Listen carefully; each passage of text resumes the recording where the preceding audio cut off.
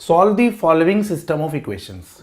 तो देखिए हमें पता है कि लीनियर इक्वेशंस इन टू वेरिएबल को कैसे सॉल्व किया जाता है। उसको सॉल्व करने के दो तीन तरीके हैं, substitution method, elimination method, cross multiplication method. Cross multiplication अब हमारे सिलेबस में नहीं है तो हम कोशिश करेंगे सब्स्टिट्यूशन या फिर एलिमिनेशन यूज़ करने की, ठीक है। बट ये बड़ी अजीब सी इक्वेशन है, यहाँ पर हमें linear equation in two variable थोड़ी कॉम्प्लिकेटेड लग रही है।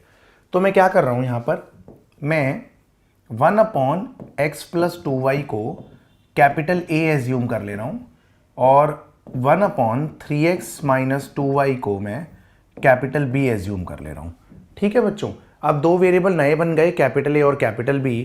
और कैपिटल A और कैपिटल B के लिए कैसे होगा, देखिए 1/x प्लस 2y को A, तो 1/2 इंटू A जी plus 5/3 into B is equal to -3/2। ये इक्वेशन 1 हो गई बच्चों, है ना।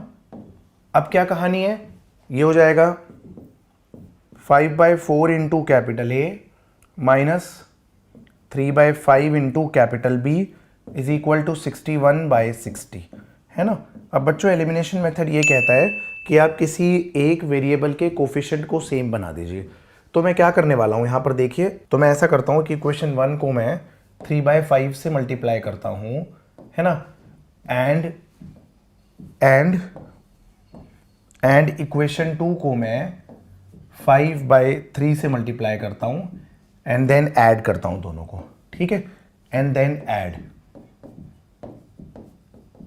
चलिए फिर अब दोनों को मैं करता हूँ ऐड। इससे क्या होगा देखिए, इससे होने क्या वाला है, हाफ इंटू 3/5 हो जाएगा 3/10 इंटू A प्लस 5/3 और 3/5 मल्टीप्लाई होगा तो B हो जाएगा, और ये -3/2 मल्टीप्लाई हो रहा है 3/5 से। जी बिल्कुल ठीक है। इसमें क्या होगा, अब 5/4 को मल्टीप्लाई करना है 5/3 से, तो ये हो जाएगा 25/12A और ये हो जाएगा -B और ये हो जाएगा 61/60 मल्टीप्लाइड बाई 5/3। हाँ जी, दोनों को ऐड कर दीजिए इक्वेशंस को, कॉमन खेलते हैं उसके बाद। तो ऐड करने के बाद ना ये B वाला पार्ट कैंसिल हो जाता है, A कॉमन आ जाता है, तो 3/10 है ना प्लस 25/12 इज इक्वल टू -9/10 और प्लस ये आ जाएगा आपका 61 इंटू 5 डिवाइडेड बाई 60 इंटू 3, ठीक है बच्चों बिल्कुल, है ना। अब यहाँ पर आप एलसीएम ले लीजिए, तो यहाँ पर एलसीएम आ जाएगा 60, है ना, यहाँ पर एलसीएम 60 आ गया और ये 18 हो गया और ये हो गया आपका 125, ठीक है बिल्कुल। ये आ जाएगा एलसीएम, यहाँ पर आपका एलसीएम आ जाना चाहिए 180 आ जाएगा एलसीएम, है ना जी। तो इसको 18 से मल्टीप्लाई करना पड़ेगा, 18 इंटू 9 माइनस का और प्लस 61 इंटू 5, ठीक है बच्चों, है ना। आप नोट करिए जल्दी से, यहाँ से काटा पीटी भी कर लेते हैं। चलिए ये काट के इधर 3 कर दिया, हाँ जी, नोट करिए बच्चों। एक बार चेक करते हैं, 1/2A 5/3B 5/4A minus 3/5B minus 3/2 और 61/10।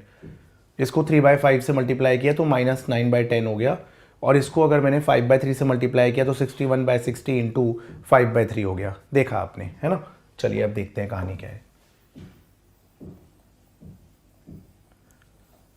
अब क्या कहानी है यहाँ पर, अब A आ गया ये, है ना, और ये आ गया आपका 18 प्लस 125 133, ये आ गया 143, हाँ जी बिल्कुल ठीक है, इज इक्वल टू ये हो जाएगा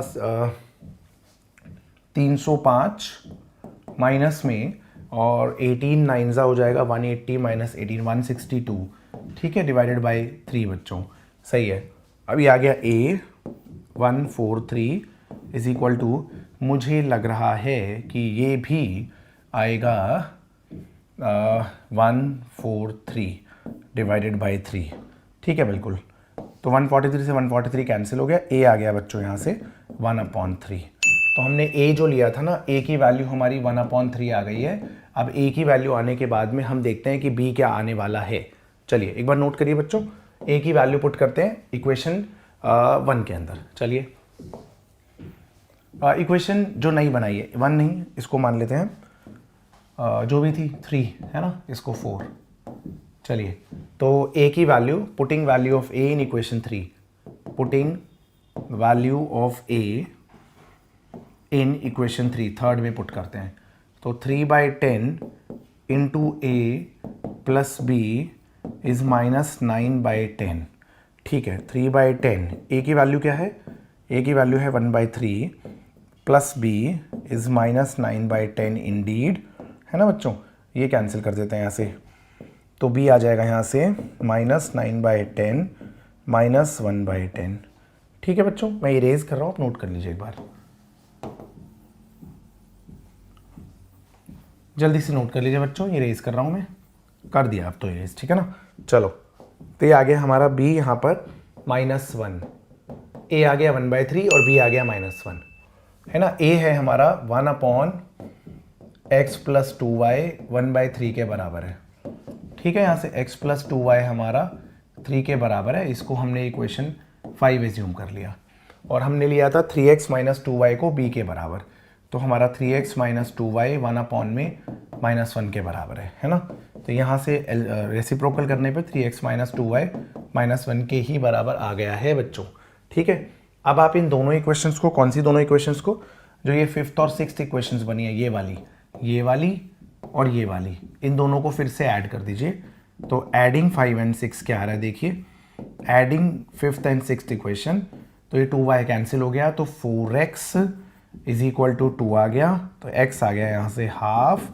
अब x की वैल्यू डालिए आप, x की वैल्यू इक्वेशन 5 में पुटिंग, है ना बच्चों, value of x, putting value of x in equation 5, तो half plus 2y is equal to 3, तो 2y is equal to 3 minus half, यानी ये आ रहा है हमारा 5/2, तो यहाँ से y आ रहा है बच्चों हमारा 5/4।